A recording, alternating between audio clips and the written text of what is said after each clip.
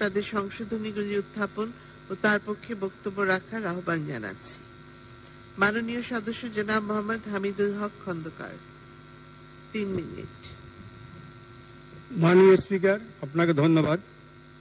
মাননীয় স্পিকার, অর্থ বিলে বা এই বিলের সংশোধনী যৌক্তিকতা উপস্থাপন করার সময় ব্যাপার, তাই আমার সংশোধনীগুলি টেবিলে আছে। মাননীয় মন্ত্রী চাইলে গ্রহণ করতে পারেন, তবে দুই একটা বিষয় আমি একটু বলবো। মাননীয় স্পিকার, অনেক মাননীয় সংসদ সদস্য শুল্কমুক্ত গাড়ি বিষয়ে বলেছেন। এটা আসলে অধিকাংশ মাননীয় সংসদ সদস্যের মনের কথা, বিশেষ করে যারা প্রথমবার এমপি হয়েছেন। তাদের প্রত্যাশা মাননীয় প্রধানমন্ত্রী ও অর্থমন্ত্রী সেটা বিবেচনা করবেন। মাননীয় স্পিকার, প্রশাসনের টিওনো থেকে শুরু করে সচিব পর্যন্ত সরকারি খরচে গাড়ি ব্যবহার করে।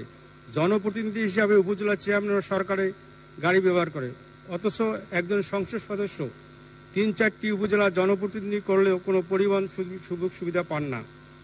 বরং মাননীয় প্রধানমন্ত্রী বদৌলতে নিজের টাকায় একটি শুল্ক গাড়ি কেনার জন্য যে সুযোগ দিয়েছিলেন, সেখানে মাননীয় অর্থমন্ত্রী শুল্ক আরোপের প্রস্তাব করেছেন।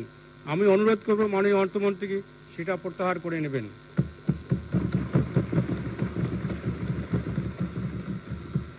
মাননীয় স্পিকার, আমাদের রাজস্ব আদায়ের অন্যতম একটা খাত হল ইমিগ্রেশন ও স্থলবন্দর। আমার নির্বাচনী এলাকা সীমান্তবর্তী এলাকা, এখানে থেকে প্রতিদিন বহু মানুষ ভারতে যাতায়াত করে। তারা ভারতে যাতায়াতের ক্ষেত্রে লালমনিরহাট বুড়িমারি স্থলবন্দর ব্যবহার করে। সেটি কুড়িগ্রাম থেকে 110 কিলোমিটার দূরে অবস্থিত এবং যাতায়াত ব্যবস্থা খুব একটা ভালো না। মাননীয় স্পিকার, ফুলবাড়ির সীমান্তে ইমিগ্রেশন পোস্ট চেকপোস্ট দাবি দিন দিন জোরালো বেড়ে উঠছে। জেলায় প্রায় 10 লাখ লোকের প্রাণের দাবি ইমিগ্রেশন চেকপোস্ট স্থাপন বাস্তবায়ন প্রধানমন্ত্রীর সুদৃষ্টি কামনা করছি। মাননীয় স্পিকার, ফুলবাড়ি কুড়িগ্রাম উপজেলার সদর হইতে 2 কিলোমিটার দূরে সীমান্তবর্তী নন্দিরকুটি গ্রামে জুম্মারপাড় এলাকা। এই এলাকার ঠিক উপরে ভারতের পশ্চিমবঙ্গের কুচবিহার জেলার দিনহাটা সরাইখানা থানা সীমান্ত এলাকা। এরই মধ্যে প্রধানমন্ত্রী শেখ হাসিনা কুড়িগ্রামকে অর্থনৈতিক অঞ্চল ঘোষণা করেছেন।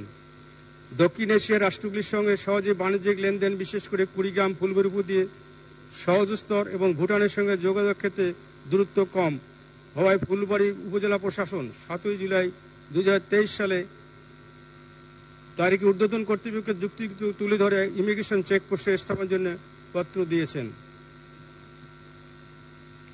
মাননীয় স্পিকার, রংপুর বিভাগীয় শহর থেকে লালমনিরহাট হয়ে বুড়িমারি চেকপোস্ট হয়ে ভুটানের চেকপোস্ট 320 কিলো, কিন্তু রংপুর থেকে ফুলবাড়ি হয়ে।